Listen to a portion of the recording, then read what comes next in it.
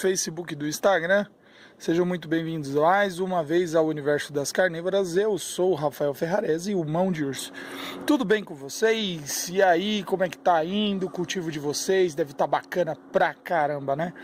Bom, pessoal, eu tô aqui fazendo a divisão de mudas e tudo mais aqui, como vocês podem ver, dando um talento também nas bacias que ainda não tem areia.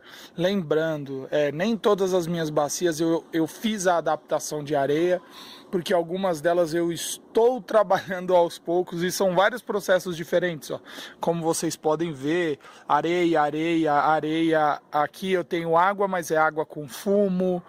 Enfim, eu vou ensinar isso depois. Bom, pessoal, aí eu me deparei tentando fazer aqui a divisão de mudas. É claro, eu faço a minha divisão de mudas de Dionéia entre o outono e o inverno. Ai, mas você não faz na primavera? Não faço, por um motivo particular e exclusivo. Bom, pessoal, e aí eu me deparei com uma dúvida que muita gente tem a respeito do tamanho de plantas como a Dionéia. Como é que identifica espécies e tudo mais? É pelo tamanho, não é pelo tamanho? E me veio uma pergunta esses dias atrás, Rafael, qual é a maior Dionéia que tem disponível hoje? Qual é a maior Dionéia do mundo, né? Eu não sei qual é a maior do mundo, mas o clone mais conhecido como o maior, assim, reconhecidamente, é o B52, que seria esse daqui, ó. Esse clone aí que ainda não cresceu. Ah lá, pronto, deu foco. Esse clone que ainda não cresceu, mas ele vai crescer, trata-se do B52, fica bem gigante mesmo. Mas o que é legal a gente salientar é que não é só o B52 que fica grande. Tem gente que compra lá a Dionéia típica, uma Dioneiazinha comum, né, a típica, e fala assim: Rafael, eu comprei uma Dionéia, só que ela é muito grande, e realmente ela é muito grande. Existem cultivares que podem chegar a tamanhos gigantescos, até maiores do que a B52. O que caracteriza uma espécie, um clone, ou até mesmo uma variação, não está exatamente no tamanho das armadilhas, mas numa soma de informações, numa soma de características, de fenótipos. O que é fenótipo? Fenótipos são as características visuais da sua planta, né? Aquilo que você vê. Como diria o meu professor de biologia, é aquilo que você vê. Logo, fenótipo. É uma piadinha sem graça, mas que me ajudou muito a entender o que é fenótipo e o que é genótipo.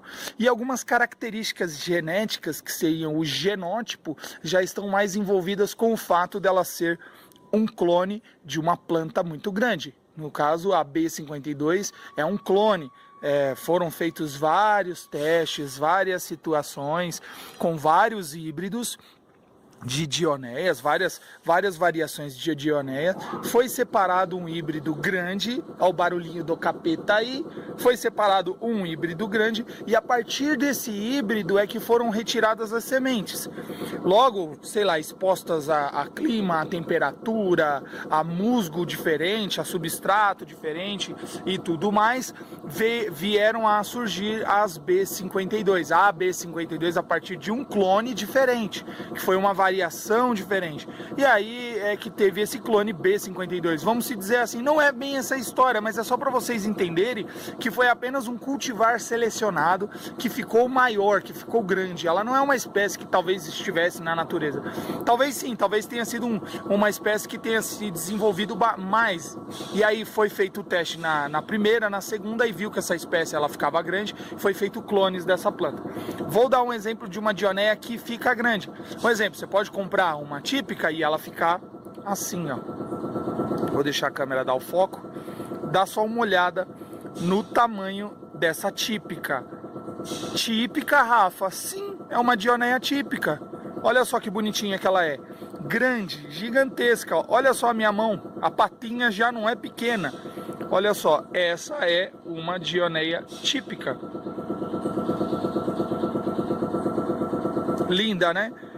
E outras Dioneias típicas também pode ficar muito maiores assim, entenderam?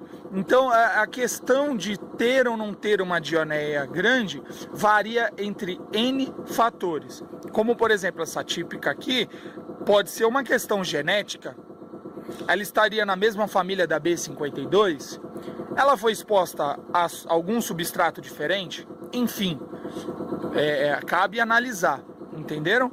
Então aí é para vocês entenderem, você que tem uma dioneia típica, não tem uma B52, não tem cultivares grandes como a Big Mouth, a SWG, que seria Southwest Giant ou algo do tipo, às vezes você fala assim, eu não tenho uma espécie grande, eu só tenho uma típica. Às vezes você tem uma dioneia típica que pode ser um grande potencial de talvez um clone ou algo do tipo assim de uma planta grande, entendeu? Da mesma forma, eu quero deixar claro que você pode comprar uma dioneia típica grande num vasão lá, você falar, nossa, essa é gigantesca, e no próximo inverno ela pode não ficar tão grande. Por quê? Porque a planta adquire características diferentes ao longo da sua vida. Tá bom? Tanto na parte genética, que seria o genótipo, quanto no fenótipo, que seria a parte visual da sua planta. Características que você vê. Entendeu? Olha só que linda que é essa planta aqui. Obviamente eu estou dividindo elas, tá? Eu tenho alguns vasos ali. Se eu não fizer essa divisão agora, eu não vou ter sementes, né? Isso é importante aqui no meu cultivo. Diferente talvez em outros cultivos aí. Beleza, pessoal? Então esse vídeo aqui é só para você entender por que uma espécie às vezes é maior do que a outra ou algo do tipo, tá bom? Novamente, é uma questão apenas de variação. Às vezes alguns exemplares que são clones, assim, são simplesmente escolhas genéticas muito bem sucedidas. O cultivador foi lá igual eu, vi essa daqui, gigantesca. Vou separar ela lá num canto. A partir do momento que eu separar, eu vou analisar essa espécie.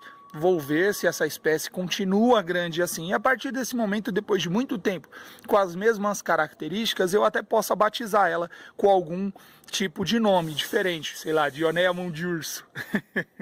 Isso aconteceu com o mestre Marcos Ono. O mestre Marcos Ono tem um cultivar que chama Dioneia Ghost. Por que Ghost? Porque ela tem características de transparência, assim, ela fica transparente, algumas partes da planta ficam brancas, transparentes, ficam com um formato diferente.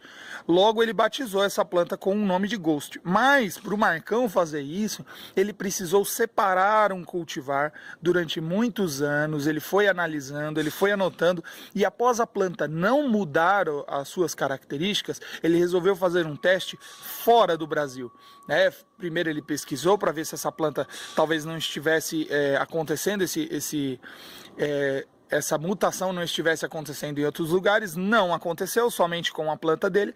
Então ele mandou para outros lugares do Brasil, acredito que na Europa. Quando ele mandou para lá, o cultivador de Paris ou da França realmente mostrou uma foto. Olha, já fazem 2 anos que ela está comigo e ela ainda tem as mesmas variações de folhas brancas, transparentes, cílios de um jeito, as trampas abrem de outra forma e tal, e não sei o que, da mesma forma que acontecia no Brasil. Logo ele identificou que era um cultivar diferente, e a partir daí então ele fez o simples fato de batizar com o nome de Dioneia Ghost. Entenderam? Então fica aí, galera, com mais essa dica legal, que talvez você tenha um cultivar diferente dos outros no meio de uma típica que talvez tenha surgido na sua mão e você ainda não sabe. Beleza? Lembrando que isso não descarta espécies assim, ó. Olha lá, ó. Green Shark, que são espécies que têm umas características totalmente diferentes. Agora, características de Dioneias é uma outra história. Olha lá, o X03 que você está vendo ali também é um tipo de clone. Tá? Geralmente são clones de uma empresa específica aí. Tá? Ó, Big Mouth não é clone, tá? Mas G3, G14, ó, é uma variação. Fine Tuve versus Red. Royal Red já seria uma outra variação. Entenderam? Bom, pessoal, espero que vocês tenham entendido aí a respeito essa variação genética a respeito do que é fenótipo e do que é genótipo. Beleza? Bom, pessoal, vou continuar fazendo aqui a minha divisão de mudas e até o próximo vídeo. Tchau, tchau.